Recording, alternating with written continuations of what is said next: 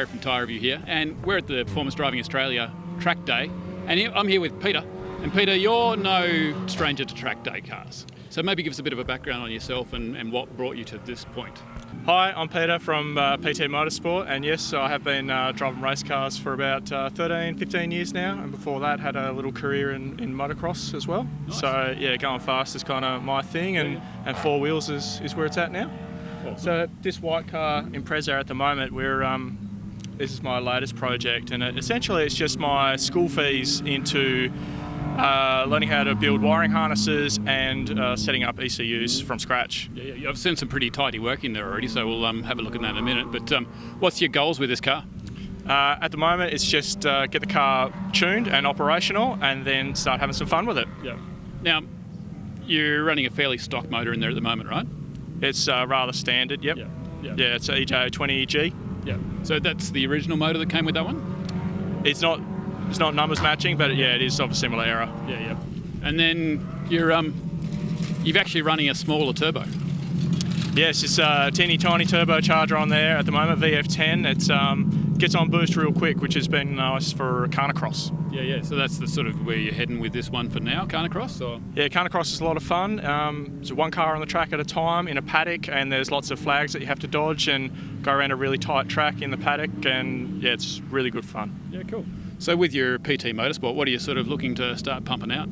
So PT Motorsport just began as me and T-Man just fooling around in the shed, and then deciding to get a little bit more serious about it and start building a brand. And now it's gone from motorsport consulting and driving instruction to now we're actually starting to fabricate some parts and wiring harnesses. That's cool.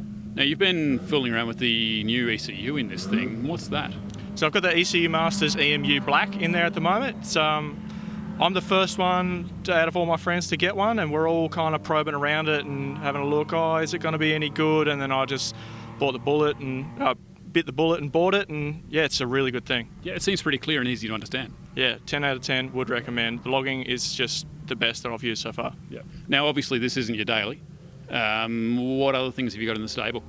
So my daily is a D23 Navara, and the other race car is a R33 Skyline two-wheel drive. Mainly use that for drift at the moment. Yeah, also we might catch up with you at the Drift Tasmania event sometime soon. So yeah, I'm pretty excited about that. But what tyres you got on at the moment? So the tyres we got on today are the Nankang AR1s, and I got a 225 45 16 on there. I wanted to run the 16-inch tyre just because I have to run the little brakes, because for Carnacross we run a 15-inch tyre, and we've got to have the small GT Forester brakes to clear the 15s. So it's like, why put more mechanical disadvantage on the brakes than I have to? So I'm stuck with the 16s. Yep. So you're actually limited within those specs, and that's for Carnacross as well as you were saying for rally earlier as well? Yeah, so for rally and Carnacross you've got to run 15-inch wheels, and that's just because that's what rally tyres come in. And yeah, if you've got 15-inch wheels, you are limited on brake choice. Yeah. Should we pop the hood? Yeah, mate. Have a look. See if I can remember how these roll. Oh, this is an aluminium RA one. Yeah, that's really light. Yeah. It's like, wait. So if we come and stand over here. Now, so you're keeping the stock, well not stock, is this stock? Is this stock for the original car, the air-to-air? Yeah, that air-to-air intercooler, the teeny tiny one that you see in there, that's standard for this model. Yeah. And you'll be keeping that for now? I have to keep either that one or an RA one, which is a little bit bigger, and that's for rules for rally. Yeah. Oh, at least you'll get pretty quick response, although I guess like we were saying earlier, you still get pretty good response with the front mount. Yeah, that's right. Yeah. Fly-by-wire throttle helps with the response too. Yes. And you've got the fancy STI oil cap. Yep. What else have you done in here? So mechanically, haven't really done a whole heap. The main things are the drive-by-wire conversion. So you see in there, it's got a late model. Yeah, so that down there. Got the late model 2010 WRX drive-by-wire throttle body in there. That's all controlled by the ECU Masters EMU Black. That's pretty amazing that you've actually been able to do that. Like, up until this morning, I didn't know you could actually do an aftermarket electronic throttle body, and obviously I've been out of this for a while, but that's pretty cool. Yeah, so 2 of the bolt holes lined up, 2 of them didn't, so I welded the manifold and then drilled and tapped the holes in the right spot. Yeah. And then you've got your the wiring loom plugged in down here. That doesn't look stock. Yeah, so we've got the full built from scratch wiring harness that I did myself. And then in there we've got a bulkhead connector, and you see there's a custom bracket that I've CNC machined to accommodate that. Yeah. And aftermarket fuel pressure regulator and that sort of stuff as well? Yep, went for the Turbo Smart option, just wanted to get an Australian made, high quality item, don't want to have fuel pressure problems. Yeah, well, it looks like you've sort of done the whole system because you've got a different fuel rail over here as well.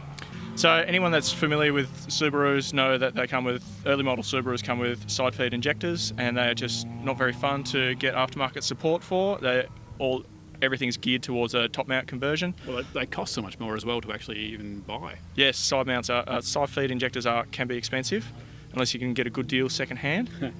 But I wanted brand new, and I went because I needed the information to plug into the ECU to make my life easier there. So I went for the EFI hardware conversion, but they didn't have an option for version 1, version 2. So in there you see on the injector brackets, it's actually some more PT Motorsport custom brackets. Yeah, cool. Yeah, it's nice being able to sort of make up whatever you need at the time.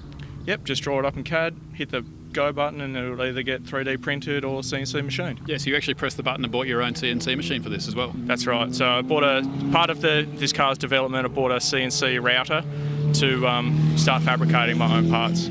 Handy toy to have. Yeah, very much. Cool. So what's sort of next for this car? So today we're just trying to get it tuned and get it dialed, and then we're going to up the boost today, probably after lunch, and then... How much are we running now and how much are we going to be running? So it's running about 140 kPa at the moment, which is... What's that in PSI for old people like me? Oh, bugger all, like 6 PSI. Yeah, really? Yeah. So we're going to up that to about 12 to 15 PSI. Yeah. If that turbocharger will huff it out. I was going to say, so some background on that turbocharger. That turbocharger is what the twin turbo Subarus usually run. It's the first turbo that comes on boost on the twin turbo. So it's pretty small. It's tiny. But yeah, the boost is just instantly there. You don't even need to run anti-lag. Unless you just like big carrots. Well, yeah, you're actually running anti-lag in this, aren't you? I turned it on for a bit of fun, but it didn't actually make that much difference. Can we still get some carrots out the back? Yeah, absolutely. We'll do that in a minute. Excellent. Cool. Awesome. Or maybe we should go and do a lap around the track in this. Yep, let's do it. Done.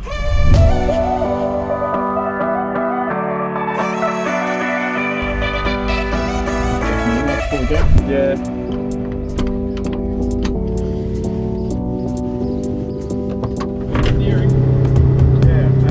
When you're accelerating, get the wheels straight as quickly as you can. Yeah. Because then the drive shafts don't need to push around a corner. Yes. Very technical way of coming at it, isn't it? Yeah.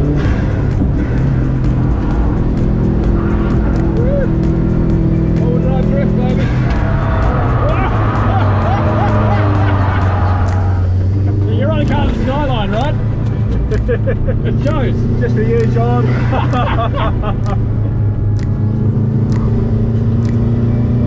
These Nankangs hold on alright even when they're past the limit. Yes. They still have heaps of gears. We had control there as well. Yep. Just like Subaru should be.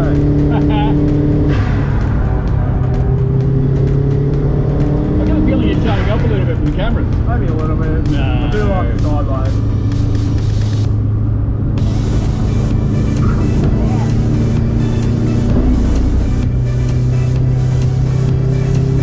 Alright, jumped up? Yep. Yeah, it still logs even when it's shut, so. Right. That's cool. Now this is the Evo up here that apparently has the safe in the back of it. Oh, he's pulled off. Right, we've got a Frank behind us. Let's see if we can hang with him in the corners. Yeah. Oh, this is Frank. He's done so many tracks. Oh no, this is not Frank. That's just a red goose. Yeah. Oh, come on, Tommy. I want to go fast. Oh. See the difference in what they're capable of, don't you? Yeah.